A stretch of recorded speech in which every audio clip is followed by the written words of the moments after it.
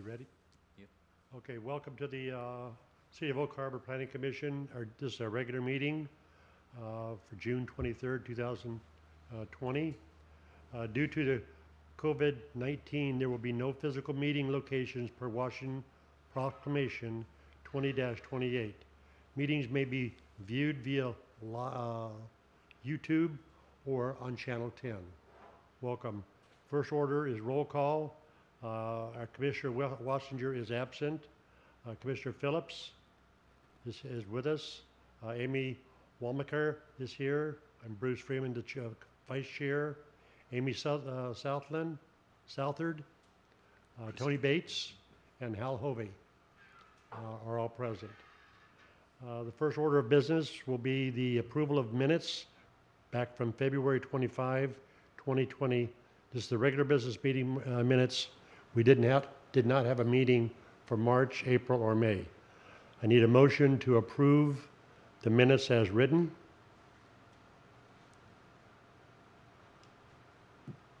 I move to approve the February meeting minutes as written. Mr. Bates has made a motion to approve. I need a second. I second the motion. Okay, Zach Phillips has made a second. All in favor say aye by raising your hand. Aye. Aye. All in favor? Okay. Opposed? Seeing none, thank you. It's unanimous. Second order of business is a public comment. We do have a recorded comment from the public.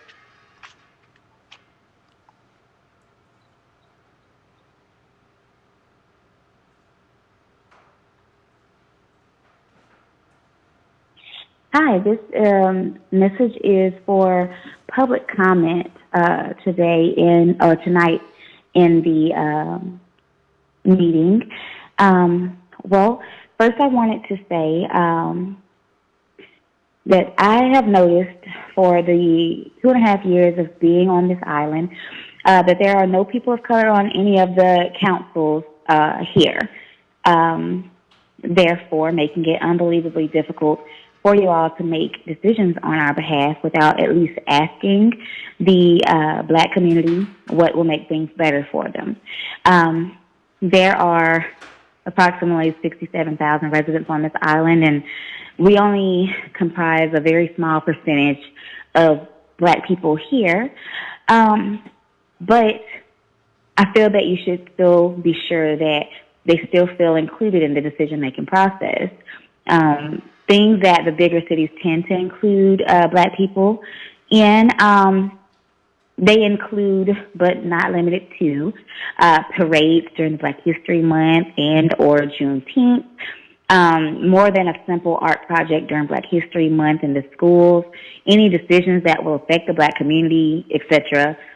Other areas that can be more inclusive for people of color is what is being taught to the children about their history. Most schools share a watered-down version of what happened when Pilgrims emerged on Plymouth Rock and how slaves became just that. And although those stories may be gory, the true stories, I don't feel that children should be taught that the slaves came here seeking a better way of life. And they certainly should know that Christopher Columbus didn't discover the Americas, so he stole it and killed the Native Americans to do so. So as a person of color, a Black woman that has children growing up in the communities on this island, I cannot stress enough about why it is important that our children learn their true history. By teaching that version of history, it will show all children, even the Caucasian children, that although Black people began as slaves here, we had come or become prosperous business owners and built our own place of refuge that had unfortunately been burned down in Tulsa, Oklahoma, and was formerly known as Black Wall Street. This is the history that children should learn about because we were not just slaves. So to conclude my piece, I feel like the council should consider asking the Black community what will work for them instead of making decisions blindly. And we must try harder to incorporate Black celebrations or celebrations for people of color. You know, just any person of color, any minority should still be included. Okay.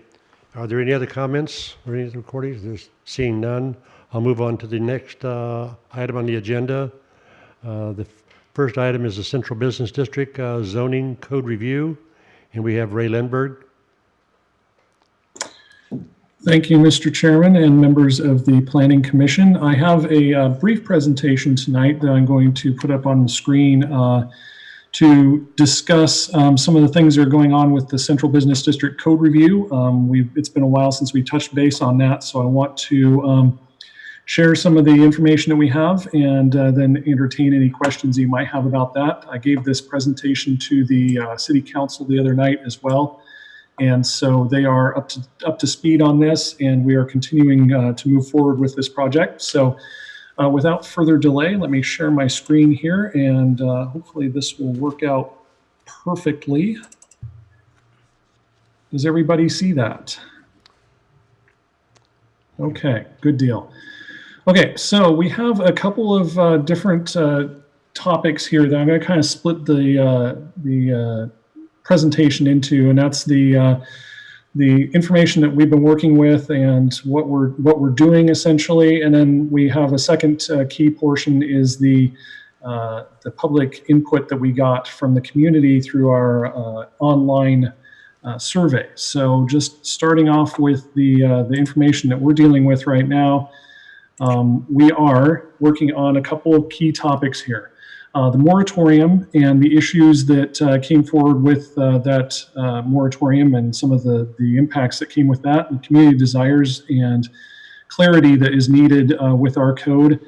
We feel that some of the issues that come with the questions that we have are based on clarity. We don't have a lot of consistency within the code, and there's issues with interpretation and things like that.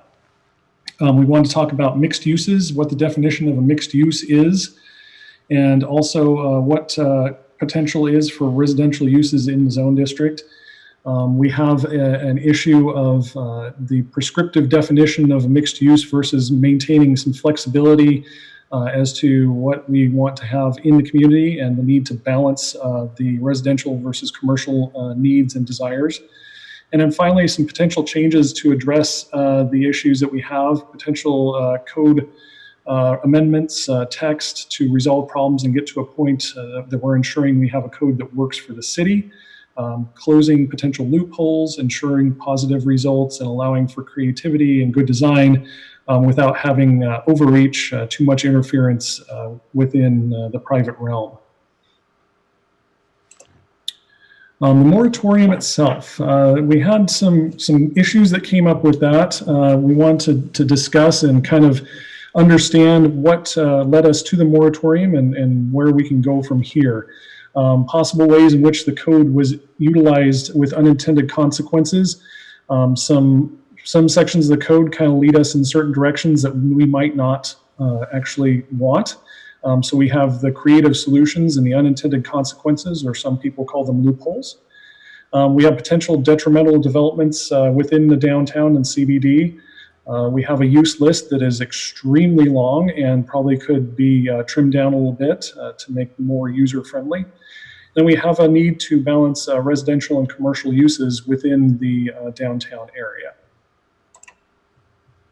So we had some good points from the decision on the Lehigh project. Judge Hancock issued a decision that cited some issues with our code, primarily dealing with some definitions of what a primary permitted use was versus what an accessory permitted use was. And the question that staff has come up with, are these terms compatible or are they competing? Are they necessary to include, or is there a better way of determining what uses can and should be allowed in the CBD? And so that's kind of our clarity issue, is that we have a situation where staff interprets things a certain way, members of the public might interpret it another way, and a judge apparently interpret it in a third way. So we have an issue there for sure. And we have potential contradictory and confusing language, which is definitely not something we want to have. We need to avoid that at all costs. We need to make sure that interpretations are consistent.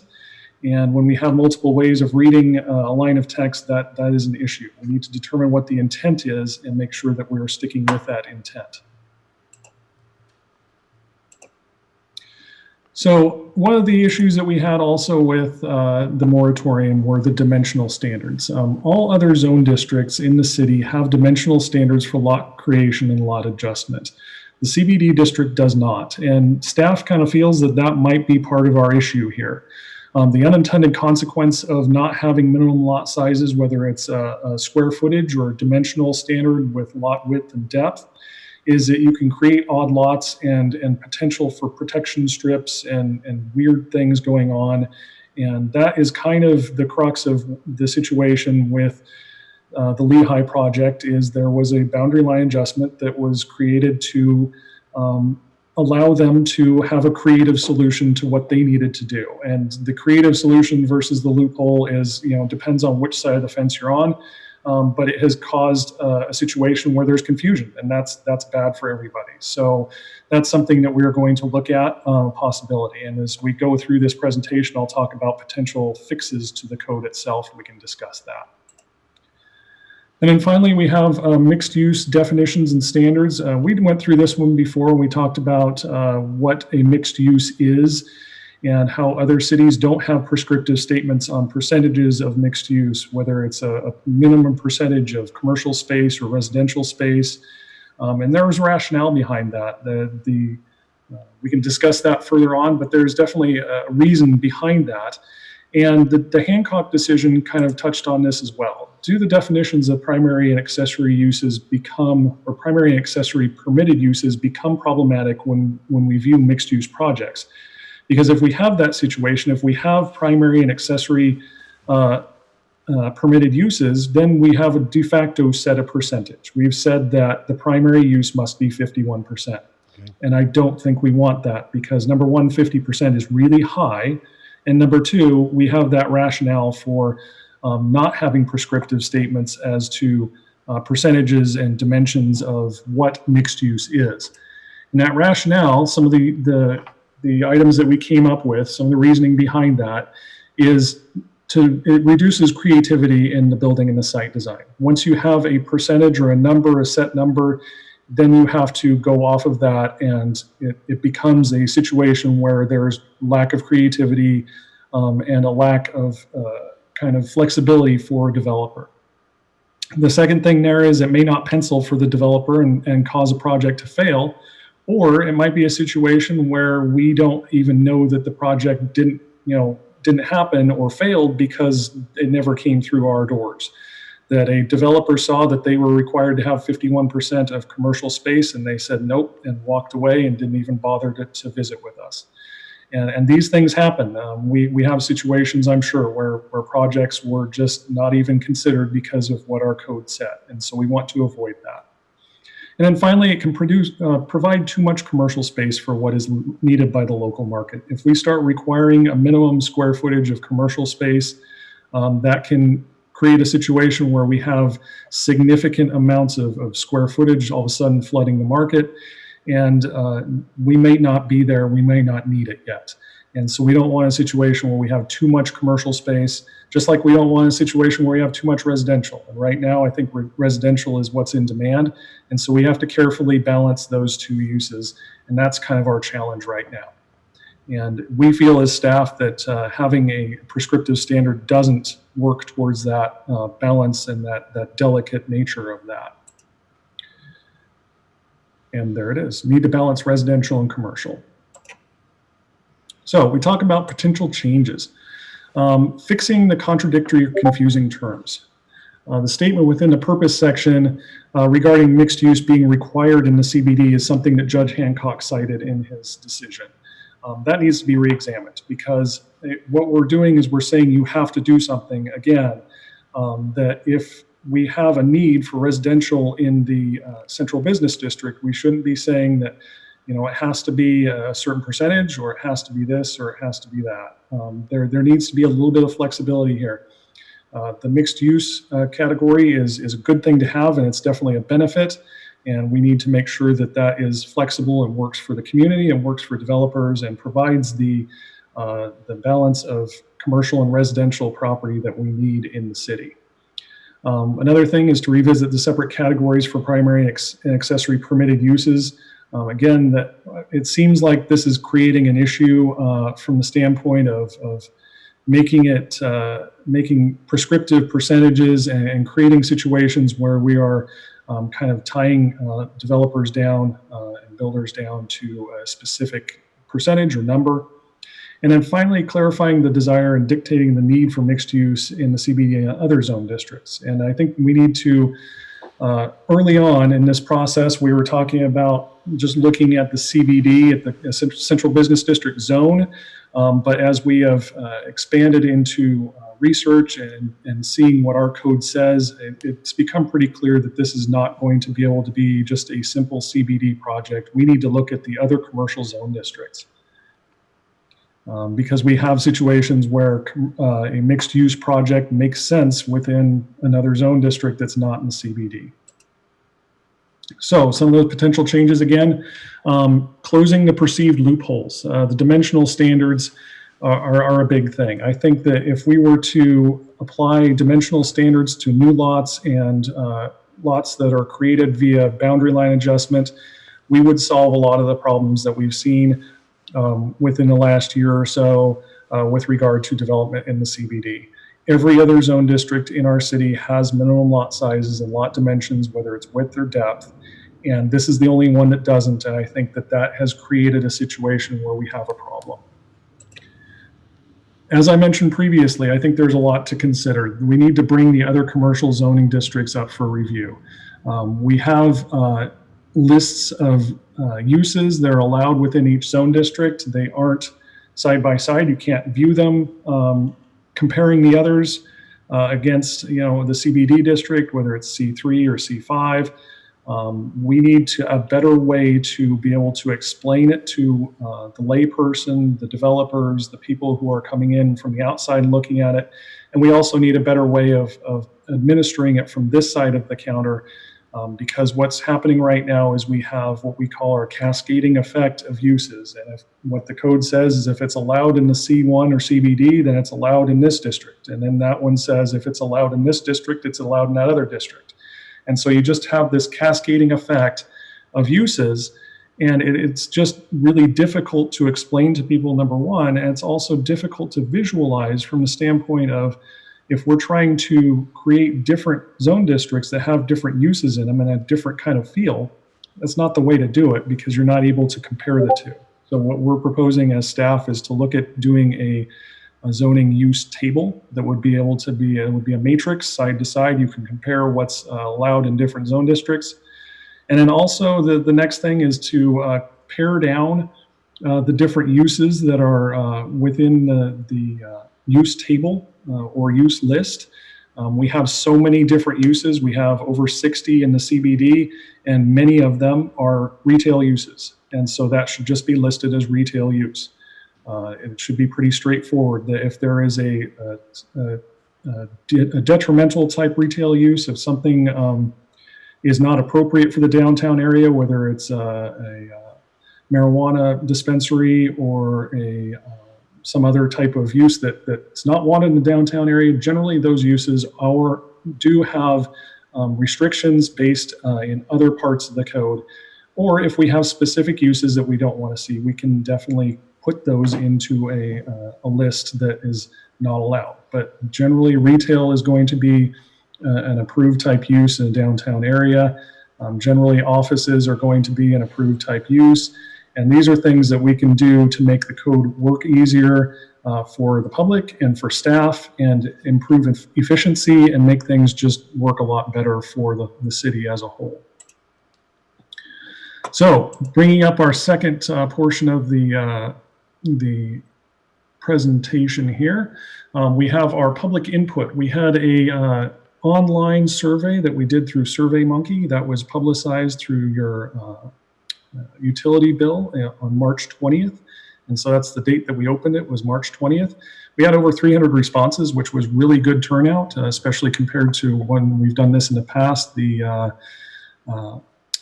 temporary sign ordinance got fewer than 100. So we were really happy with the responses that we got here. and it was an impressive number. So we're happy with that. We had a vast majority of people who are residents of the city, which is what we expect when you send out a utility bill. We did also publicize this on our Facebook page a couple times, so that probably picked up some people that were from outside the city, but that's okay. We can use their opinions of downtown Oak Harbor as a whole also. We don't want to just restrict it to people who live within the city limits. So we asked a few questions, kind of general questions. What is your purpose for visiting downtown Oak Harbor? How often do you come here? Things like that. Generally, what we're looking at is people visit at least once a week or once a month. Actually, quite a few people, almost 20%, visit downtown Oak Harbor every day. So that's a good sign. We're getting traffic downtown out of those 300 people, a small representative sample. At least, you know, a vast majority of those people, over 90%, visit at least once a month. We asked what the purpose of their recent visit was, and it has to do with dining. It circulates around dining. We have lunch dining, dinner dining, breakfast. Visiting a bar or club was much less. Purchasing goods or service was up there. That's for yourself. That got cut off. The purple one is purchasing goods or services for other people. And then we also had a significant portion of people who just go down to the CBD to walk, get some exercise, maybe stop at a coffee shop or stop by a shop, but just generally to get out and get some exercise. Then we asked the questions of what would you like to see more of, or what would you like to see less of in downtown Oak Harbor and Old Town? And it's an interesting kind of split there. We have a definite desire for more restaurants.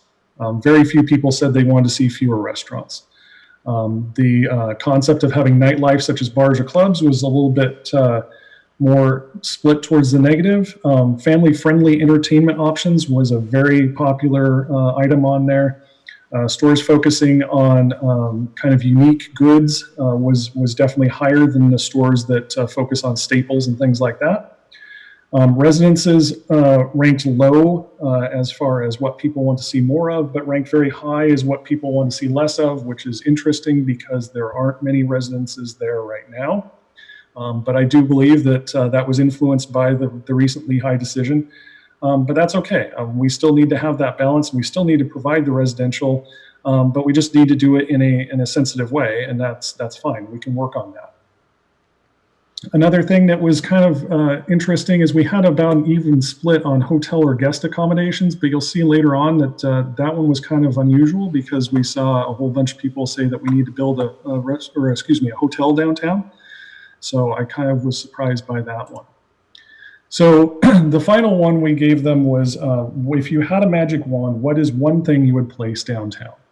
And so I used a word cloud here. The bigger words appeared more often. The smaller words appeared less frequently. As you can see, appear was extremely popular on there. Family friendly was popular. A hotel was very popular. Brew pubs, outdoor stages, parking. Several people mentioned that they'd like to see the library downtown.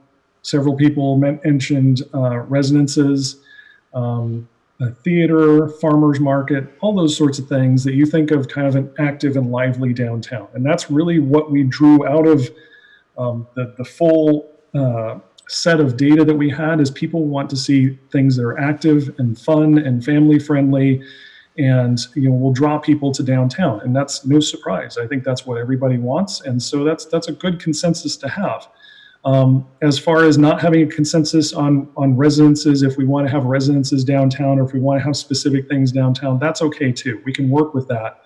But what we want here, or what we have here, is a desire to have activity and action, if you will, just nothing too wild and crazy. So that really does fit, with what I think that we think of as Oak Harbor itself. So that concludes my presentation on the two topics, the public input from the CBD code review, and then also some of the things that we're working on right now.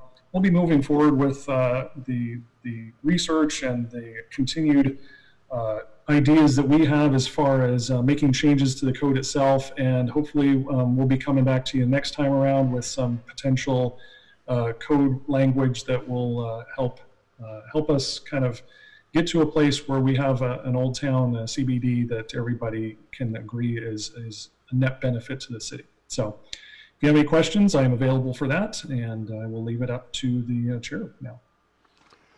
Does anyone have any questions regarding the presentation thus far? Mr. Hovey?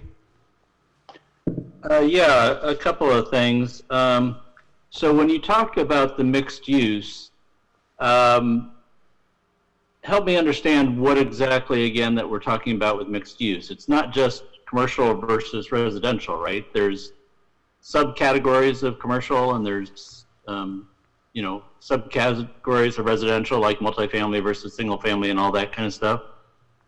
Yeah, I think in the context of the Central Business District, we're generally talking about a single building that would have, either retail or a restaurant or something like that on the ground floor and residential above that. Or you might be looking at having a retail space or a restaurant space and maybe a hotel on top of that. It's mixing the uses within the building itself. And one of the things that I touched on briefly was the concept of looking at having a review of all of our different commercial zone districts, because we have people who are interested and have requested that we take a look at the idea of doing what we would call horizontal mixed use, where you have a full parcel, say 10 acres or something like that, where you would have commercial building out towards the street, and then you would have residential buildings behind that. And that's something that a lot of different jurisdictions work with, and that's something that they do. Anacortes, I know, is working with doing a development in that kind of style. And so that's something we're looking at, and we just need to find out what it is that the other jurisdictions do to ensure that you don't have a situation where somebody comes in and says, hey, I want to build this mixed use project horizontally, and then just build one or the other and then walk away from it.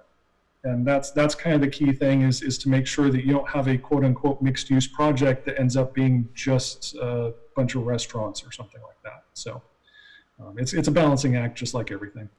Yeah, so one of your comments was that, it may have just not been meant in the way that you said it, but you said we need to provide residential when we were talking about the Central Business District. But I could certainly see a mixed-use project where they have commercial retail on the ground floor, office space above, but no residential in the building at all. And it's still a mixed-use project because it's not all retail or it's not all residential. But is requiring residential in a mixed-use project under consideration? No. You're absolutely right. What we have is you could do a retail and an office combination that is a mixed use. I think more my comment of needing residential is just a general impression that we need more residential units in the city of Oak Harbor, and this is a way we can provide it. So you don't mean by code that we need to provide residential. You just mean that we have a shortage, obviously, of residential. Yes.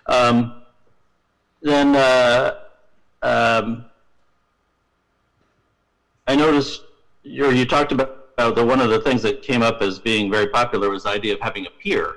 Mm-hmm. But, I'm looking at a map of what the Central Business District is, and, there's no place to put a pier in the Central Business District because...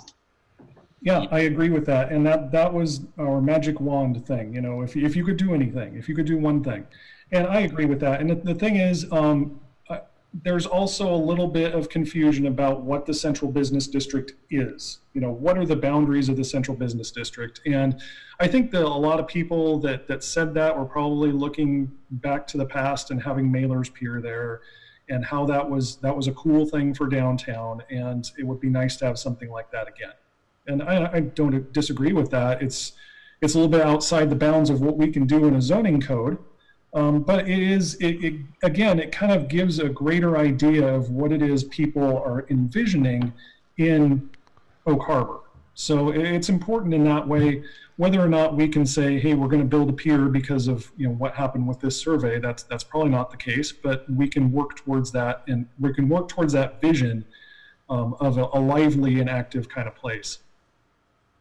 So in about 4 or 5 months ago, whenever we talked about this first, we were talking about the possibility of maybe even changing the name of the CBD, because right now there's confusion between CBD, CBD1, CBD2. Are they all CBD? You know, maybe call the CBD as CBD0 or Pioneer Business District or something to distinguish it so that there isn't that confusion. Yeah, that's certainly on the table. I think that, you know, the Hancock decision did address some of those things, that, you know, whether or not residential was a permitted use or a required use or things like that. So that's definitely on the table. I think that the confusion comes not just from the name, but from where they're located and everything too. So there's confusion, and that's a problem in and of itself. So we need to work on that, and that's my number one thing, is to make sure that when we're done with this, is that we're not looking back on it saying, now wait a minute, what does that mean?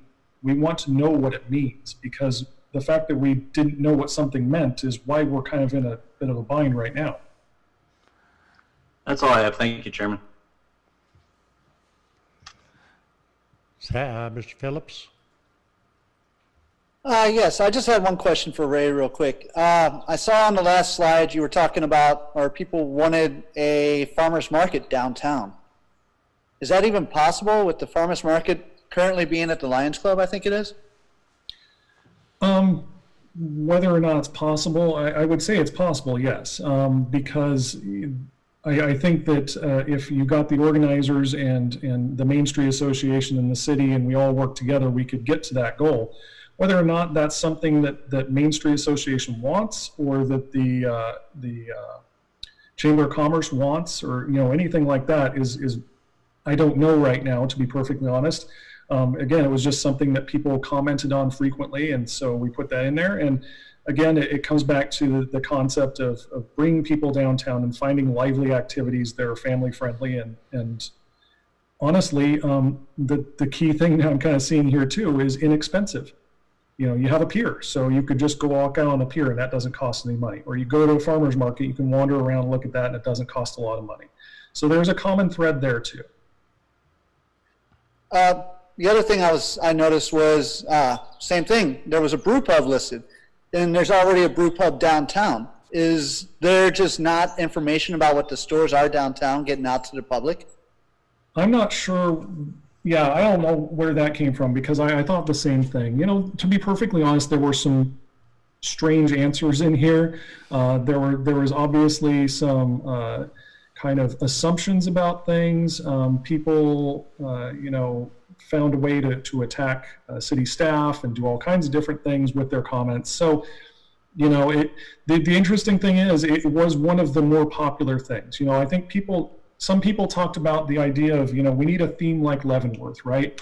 And I think that was mentioned maybe 5 times, whereas a brew pub was mentioned at least 15 times. A video arcade was mentioned at least 10 times. There were lots of other things that were far more popular than that. And what that tells me really is that people aren't so concerned about what the buildings look like. They're more concerned about what's inside them. Yeah, what the use And I think that's important too. That's it. I'm done. Okay, my one question for you, Ray, is that the last slide that they showed, you know, if you could have one thing, or you could have things in the CBD area, there's a lot of items identified that require a lot of parking, or could possibly require a lot of parking. That's concerning. Okay, and just about every one of those, like outdoor, where are you going to park, you know, in that area? And that's the concern that I saw. I'm familiar with mixed uses. I'm familiar with the types of industries that could be allowed. And then once it's in there, all of a sudden it becomes labor intensive for the use. And then a lot of single people in single cars and no place to park. That's my issue. And it's interesting you mentioned that. Can everybody see the map that I brought up here, the aerial photo? Yeah. So I actually thought about this today. I was looking at Google Earth for something else, and I realized I had this information on Google Earth. We went through a few years ago. The mayor was asking to get a parking lot count, essentially a census of parking spaces.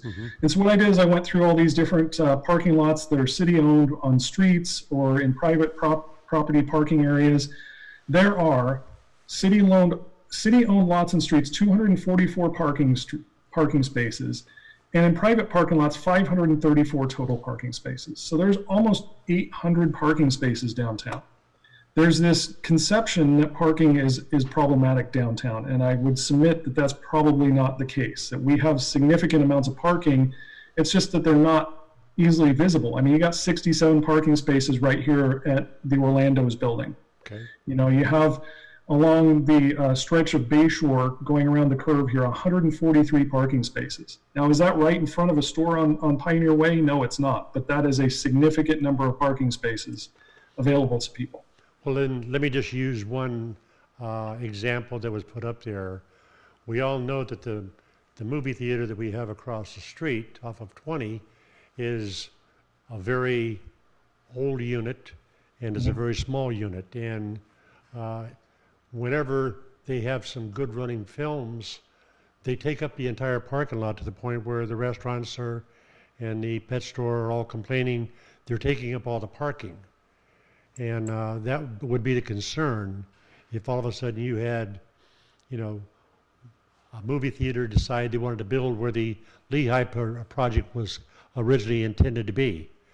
And then it's a 400-seat walk-in theater. And now all of a sudden you got 200 cars that are there looking for places to park.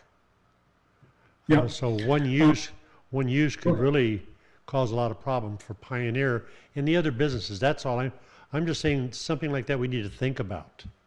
Absolutely, that is a big deal. This is the theater in question, right? They have about 60 parking spaces. Yeah. And then you know it overflows into all these other places, and there's not a ton of street parking there. So I totally see what you're saying. I think there is room for expansion if, for instance, if a movie theater went in on the Bayshore property or the Lehigh property, wherever it may be. I think that you could absorb that without creating too much new parking. Sure. The thing is about it too is that people, what we've done in America is unfortunately is we've created a situation where we design parking lots for the absolute worst case scenario. We have parking lots that are enormous, and they're based on the idea that, you know, we need to have enough parking for Black Friday. So how often do you see this parking lot full of cars? That's the problem that we have, is we've created a situation where everything revolves around parking cars. And when you look at a downtown area that has a shortage of parking, you're looking at a downtown area that's very successful. And so that's kind of the balance. Again, it's another balance issue that we have that we need to work on. So. Yeah, my point is just as long as we're looking at that, it would be one thing, and you see more and more areas where they're closing downtowns to parking or vehicle traffic altogether. Mm-hmm. And if that is the case, okay, well, then you're also limiting the direction or where people come from. You know, obviously if they're older people, they can't climb the stairs, or they're having difficulty climbing the stairs, or long distance parking. That's the issue. I've been in that situation before, and it's just a concern that's always there for me. Now, going in where if it was already identified as a no parking area to start off with, no transportation vehicles, going in, then you know up front, and so does the developer. They know up front what's there. Okay, and what they can get away, what they can do. Yep. That's all. Any other questions? Seeing none, we'll move on to the next item, the Housing Action Plan update. This will be Dennis Lefevre. Yes, good evening. Vice Chair, members of the Commission, can you all hear me okay? Yes. Okay, good. And again, I'm going to share my screen. I've got a brief PowerPoint for this project, which is basically your first touch on this action. But it's been moving forward for the last few months, and I'd like to take this opportunity just to give you an update on that project and let you know what some of the major steps will be as part of this project and where we are looking to move ahead. As you may know, last year the state legislature passed E2SHB, I'll call it House Bill 1923, and the purpose of that bill was to encourage local governments to take measures to increase residential building capacity. I don't think it comes as any surprise that so many communities around our state have been focusing on housing, the housing stock, and certainly housing affordability. The bill actually calls out some of the steps that these communities could take, including allowing multifamily in single-family zones, look at cluster zoning, review their accessory dwelling unit codes, which the city has already done, increase categorical exemptions, maybe look at form-based codes, allow corner duplexes, or even set minimum densities. The legislature also, as part of this bill, allowed communities to look at another option to look at housing in their city, was to adopt a housing action plan. So with those options, the council looked at both of those options, and back in July gave direction to apply for a grant and develop a housing action plan. In November of last year, the Department of Commerce did, in fact, award $80,000 grant to the city of Oak Harbor. The House bill also called out the goal of this housing action plan very clearly, and it says to encourage construction of additional affordable and market rate housing in a greater variety of housing types and at prices that are accessible to a greater variety of incomes, including strategies aimed at the for-profit single-family housing market. So in a sense, it's a pretty broad goal, but it does mention a focus on affordable housing, as well as all types of housing that we have in our community. The various contents that are called out in this legislation also were pretty prescriptive. Quantify existing and projected housing needs for all income levels, including extremely low income households with housing and household characteristics, and to also focus on cost-burdened households. And of course, with any housing action plan, you need to analyze the population and employment trends.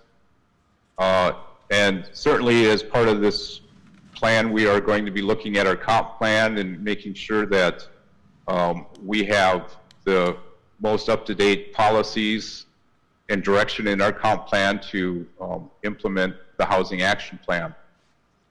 Other contents include develop strategies to minimize displacement of low-income residents from redevelopment.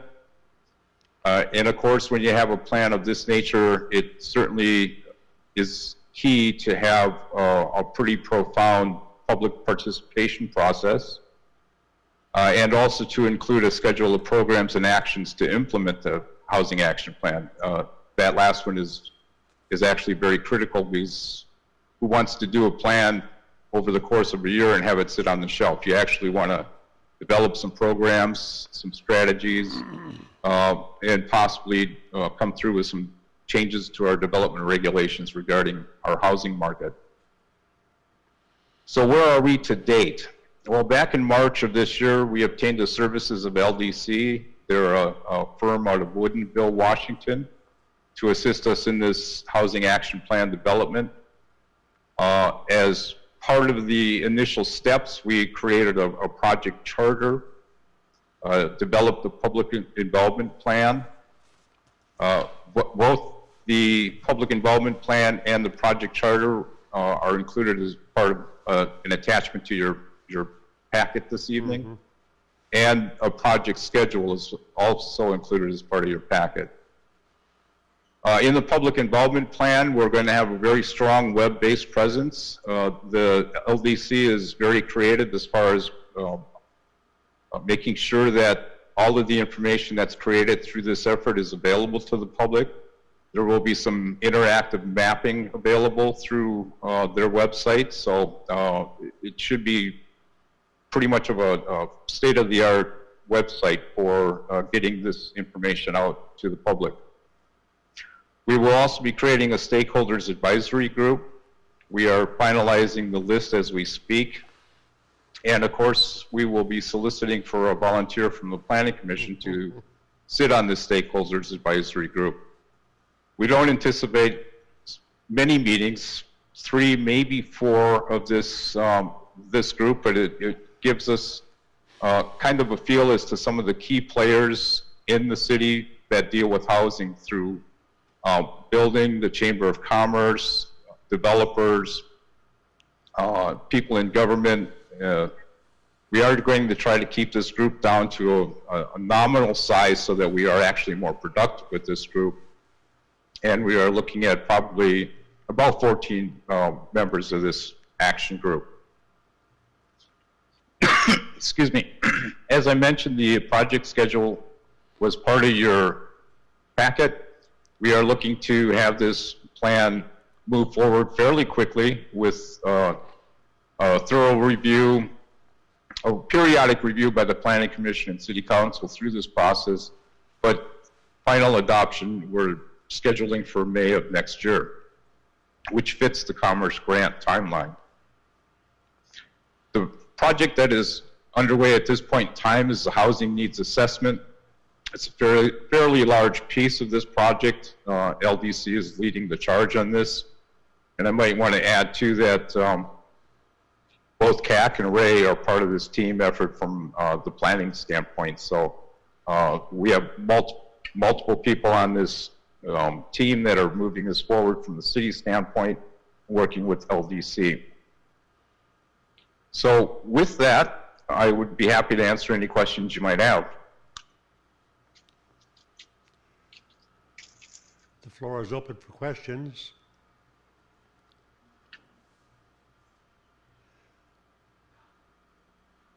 I have a question here. So Dennis, I know there's always a balance of trying to do things right and gather all the information before you just start changing things. But then on the other side of that, my first reaction was kind of a plan to make a plan to make a plan. And so I'm curious, I looked through the attachments here and it looks like June 2021 is kind of, let's see, Oak Harbor, the city council will adopt May of next year. Once plans are adopted, it's kind of like the then what? I mean, some of these plans could be changing to existing like existing codes or existing, there's a whole list. Does this plan also plan for how those things are implemented in what timelines? That is part of the strategy and recommendations that will be coming forth out of this plan after analysis of all of the current and future forecasting. Okay. We do anticipate some action strategies to actually put in place to assist us in our housing market. I also want to add to an important note that the consultants are working with the task force recommendations that came forth a couple of years ago, a list of about 35 or 40 recommendations. They do have that list of recommendations, so that work effort will be rolled into this plan as well. Okay. Mr. Hovey? Thank you. So I know that this, or I hope that this stakeholder contact list is not your stakeholder group, because I noticed under the section that says real estate agents, builders, and lenders on page 39, there literally are no real estate agents. And there's 6 builders and 2 lenders. We have 184 real estate agents in Oak Harbor, so, or at least zip code 98277. And having been on 1 or 2 of these things in the past, I also would like to see that we try to emphasize people who actually live in the city limits instead of having a big input from people who live outside of the city on things that are under city jurisdiction. Does that make sense? Yes, it does make sense. In response to the stakeholders group, that list is in draft form, so we are still flexible with adding some folks. That's a good suggestion, Commissioner. And they're all great builders, but I don't think a single one of them actually lives inside city limits. Well, I think what we were looking for too is a perspective from a builder's, as far as providing affordable housing, what are some of the barriers or boundaries that we may have in our code that they have experienced that have prevented them from, actually providing affordable housing in our community. But I understand from the real estate point of view as well. Thank you. Any other questions? No other questions? Thank you. We'll move on to the next item. The next item is a Shoreline Master Program update. This is also Dennis Lefevre. Yep, thank you again. And I do have a PowerPoint for this as well.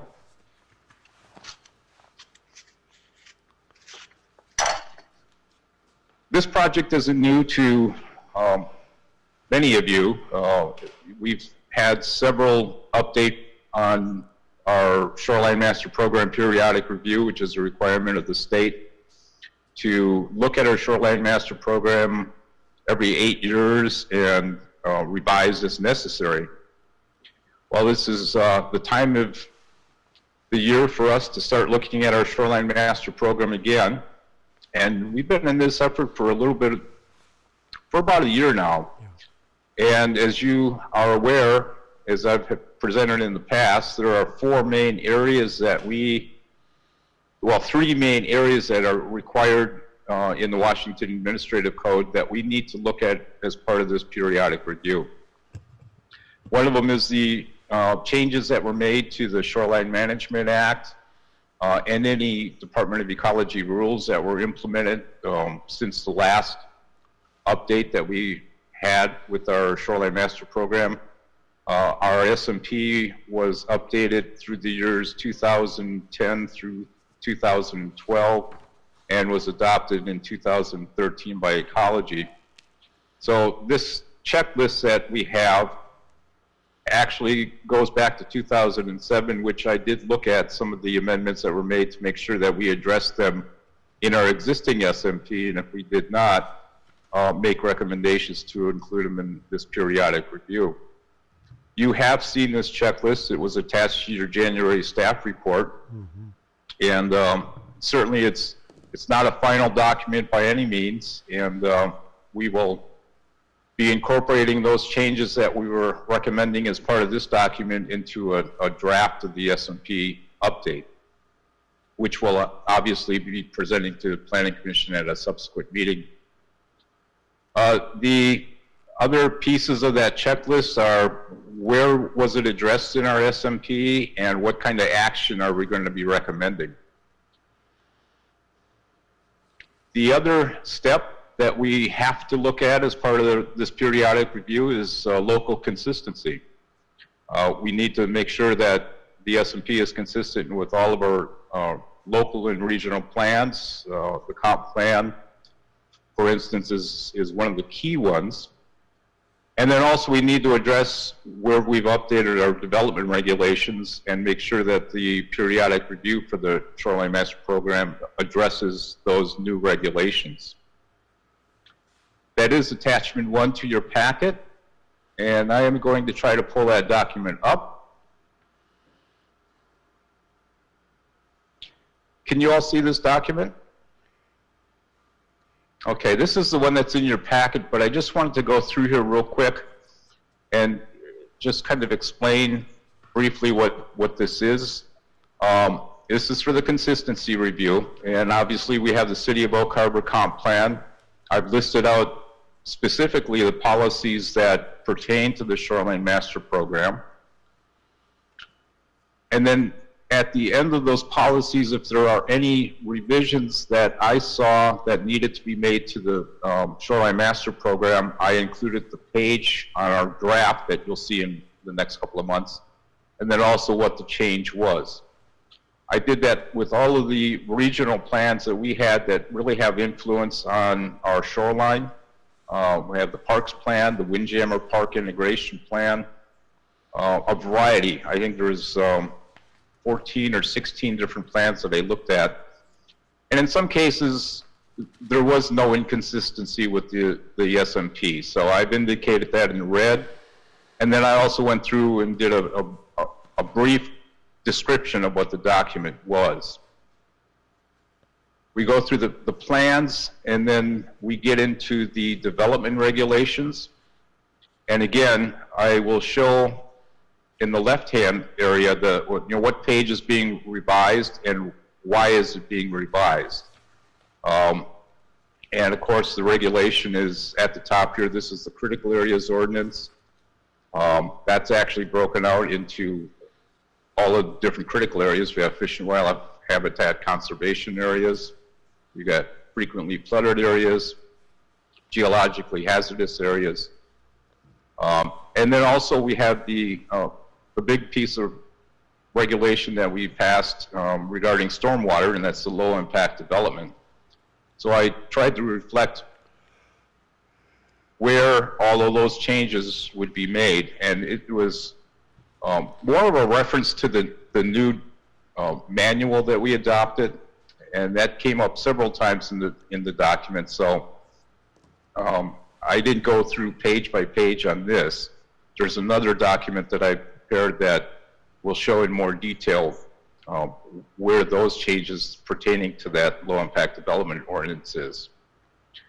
A couple other development regs that I felt were necessary, small cell, and then we also changed our process, permitting process in chapter 18.20, which needed to be reflected in the Shoreline Master Program as well.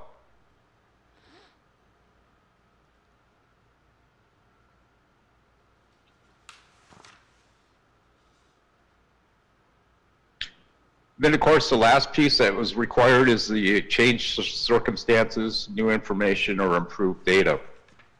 We've got some new development along the shoreline. We have to make sure that our Shoreline Master Program has regulations and policies to make sure that that development is sited properly. And, of course, with the clean water facility, that's in the existing location of the sewage treatment facility that was there, so there hasn't been a whole lot of change with that. We will have to address to some degree sea level rise.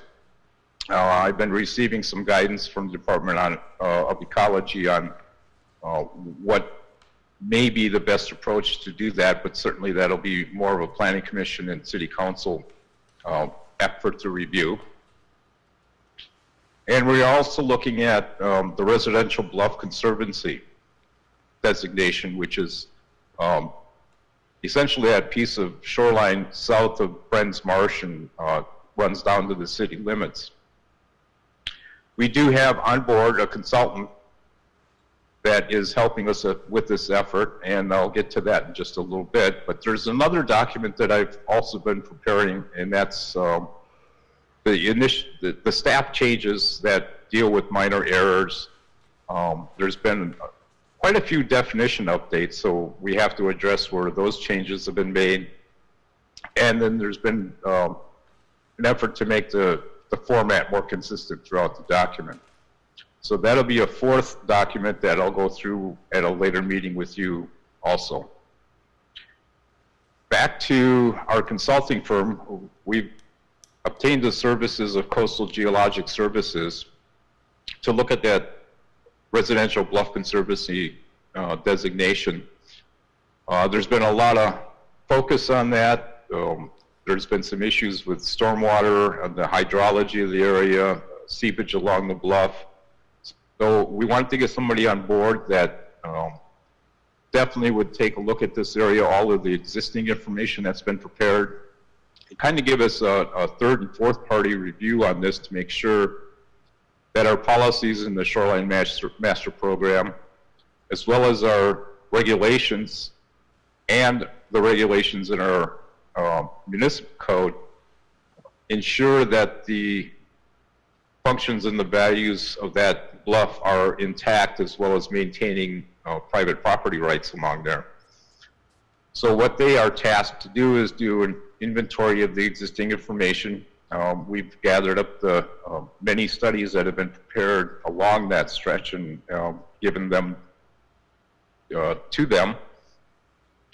They're going to be looking at some of the data gaps where they need to focus some of their analysis and expertise on. They will do a field exploration. They'll do some additional calculations and analysis and provide us some recommendations on how we can adjust, if we need to, our policy and regulatory documents that dictate what land use is done and what type of environmental protection is needed along that shoreline piece. That scope of work that we have for coastal geologic services is an attachment to of your packet. So with that, also what I wanted to mention too was the opportunities for public engagement. I mentioned we do have a web page that has a lot of this information that we've been preparing for the Shoreline Master Program. I've given this slide to you before. Feel free to peruse there, and you can see a lot of information that we've been compiling for this project. To look at the next steps, we should start a phased review of the draft document this fall, and that's what I'm anticipating. And my approach will be to, there's 7 chapters to this document, and I think we'll feed you the document fairly slowly so that you make sure that it's all comprehended and understood. There will be a strike through and underlined version of this document. And every one of those changes will refer back to one of those 4 documents that have initiated that change. We are going to be including the consultant findings probably this fall. That's their time schedule, is to have something to us by then. That'll be included as part of the new circumstances or updated information piece. And of course, we'll have to run the SEPA through for this document. And then we are also working with Department of Ecology, and we'll be proceeding with a joint legislative approval process, which will cut the time frame down dramatically from the last comprehensive update that we had. And we anticipate that process for review and adoption to occur next spring, January through April next year. So with that, that concludes my update for this month on the SMP, and I'd be happy to respond to any questions you might have. Are there any questions?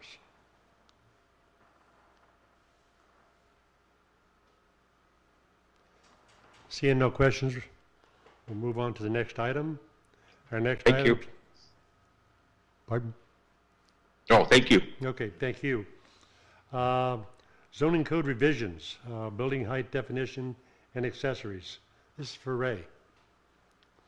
Thank you again. I'm going to get my presentation here together real quick, sorry.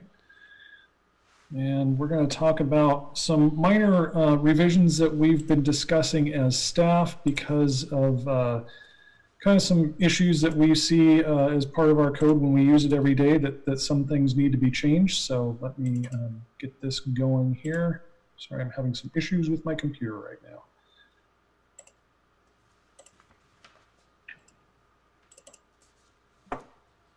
Okay, can everybody see that okay? All right.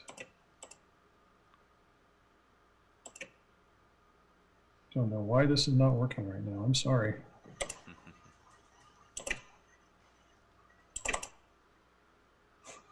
Okay, I'm going to start from scratch here.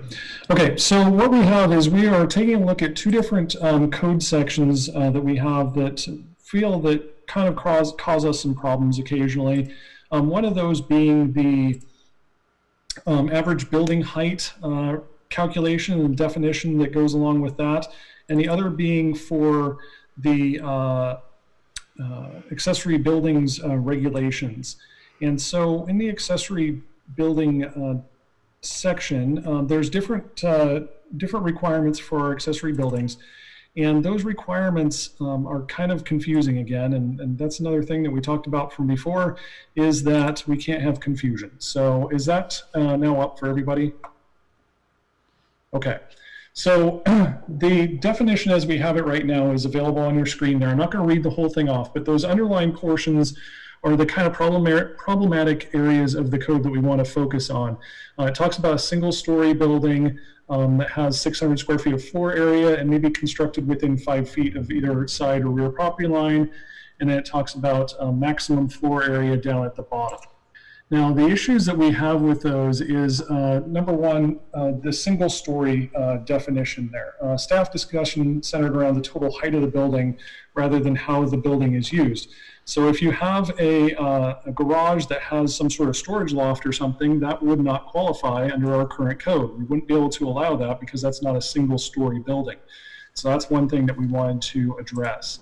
And then floor area was the second thing, very similar with that. The impact to the neighboring properties is the size of the building, which we feel should be guided by the footprint and the height of the building, not the floor area. And because we're talking about single stories and different calculations for that, we wanted to clarify that as well. And then the most problematic portion of it is when we say within 5 feet. It says it may be constructed within 5 feet of either sideline or rear property line. And when I read that, within 5 feet means either 0 feet or 5 feet or anywhere in between. It doesn't really mean anything because it's saying within 5 feet. So we want to clarify that. And then we have maximum floor area. We have a definition within our code of building area, and we feel that that makes more sense to make sure that we're utilizing definitions that are already in the code. And so our proposed revision to this is to have an accessory building or buildings, which allows more than one. If you have a small shed, you can still build another small shed. We don't want to limit people in that way. Of less than 600 total square feet in building area, which is what's defined in the code, and 15 feet in building height, which is also defined in the code, building height. Constructed in the rear yard, a minimum of at least 5 feet. And that's the key thing, a minimum of 5 feet from the property lines and providing 10 feet of unencumbered space between the principal structure and accessory building.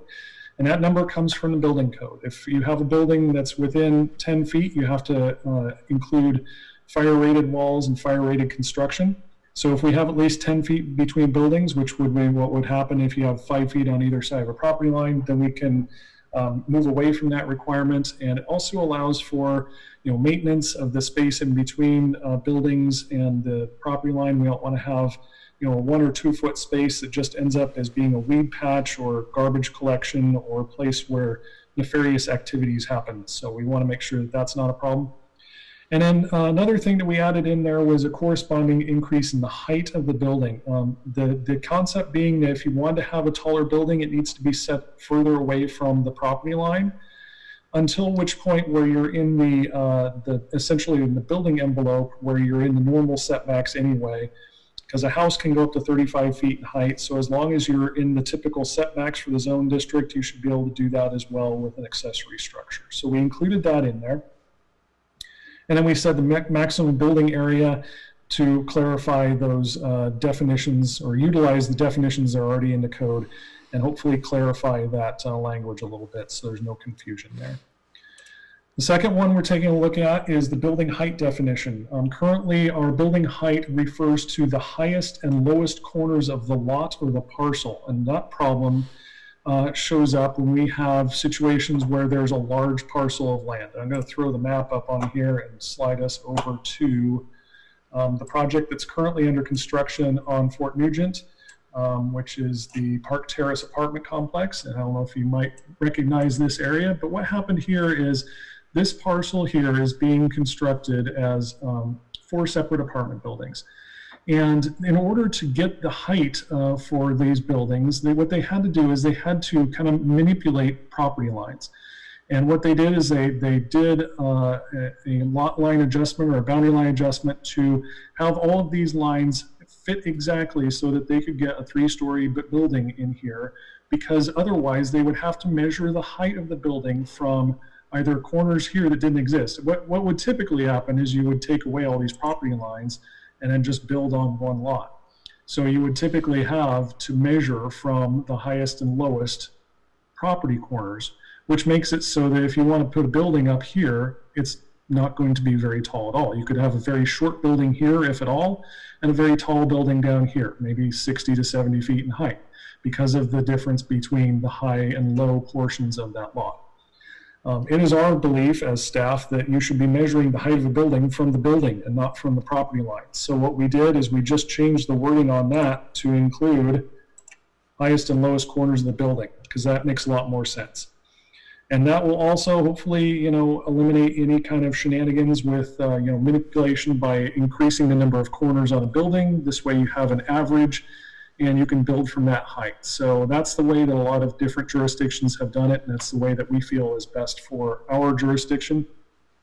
And that one, like I said, is pretty simple and straightforward. So those are the 2 items that we're taking a look at. Hopefully that will be something we can get moving forward to the point of a draft to you and then move it on to the city council.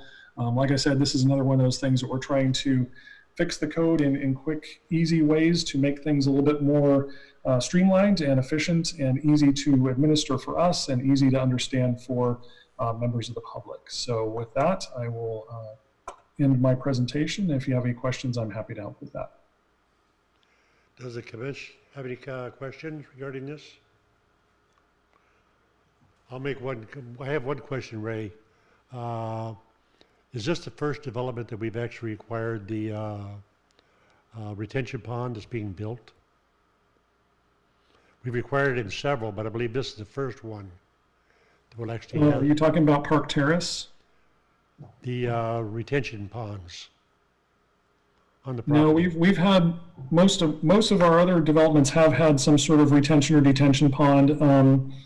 I think the one located on Park Terrace is kind of prominent because it has to be located there because that's the lowest point of the lot. You can't really make it run uphill. So there are lots of other detention ponds around, and usually they're located towards the back.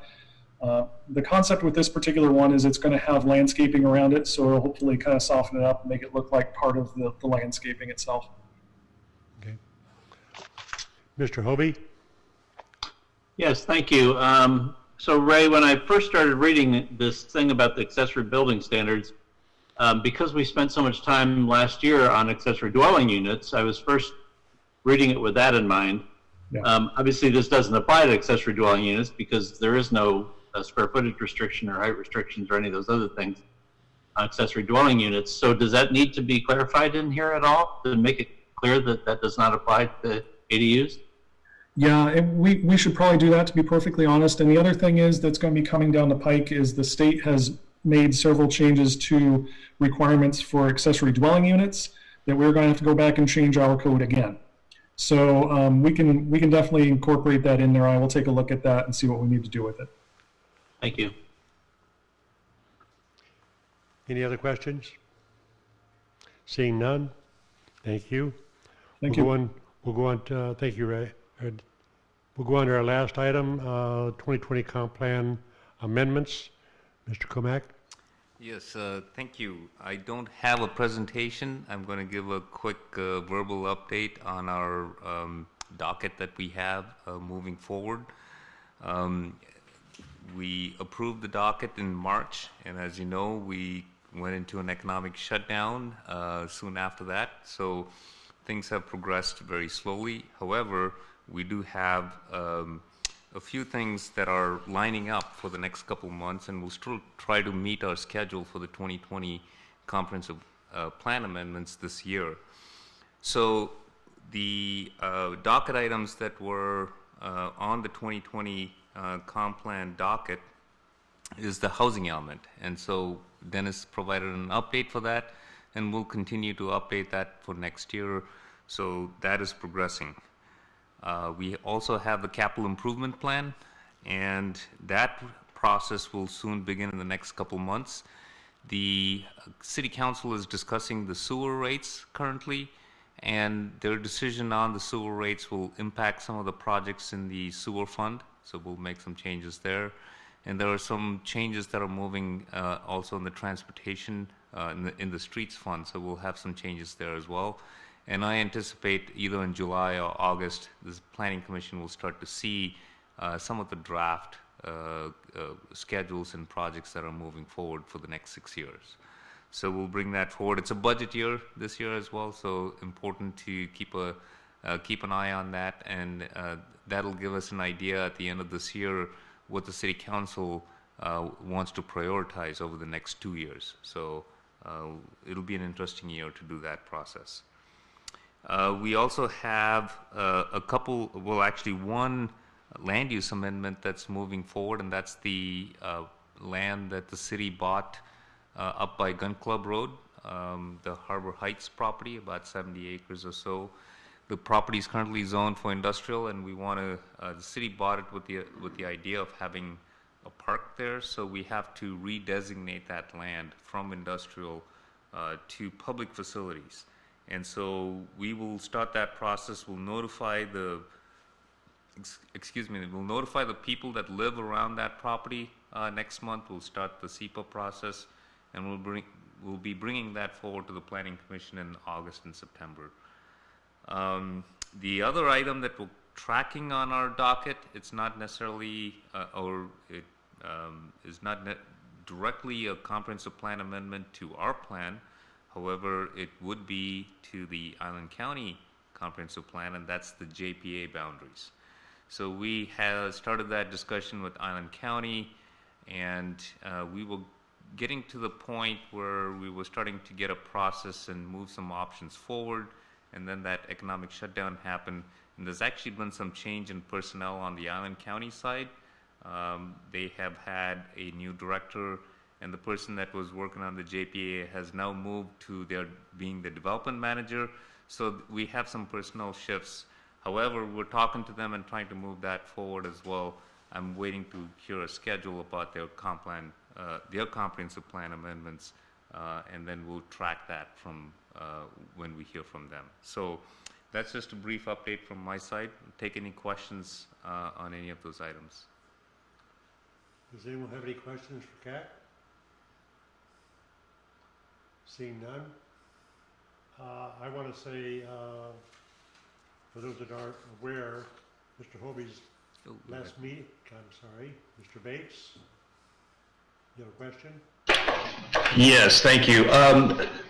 Just real quick, Kat, that Gun Club Road property was bought.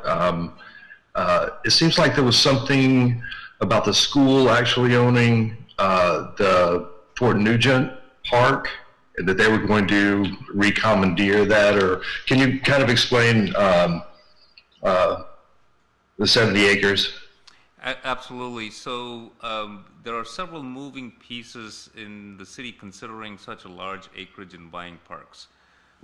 One is the baseball fields down by Windjammer Park, right by the sewer treatment plant.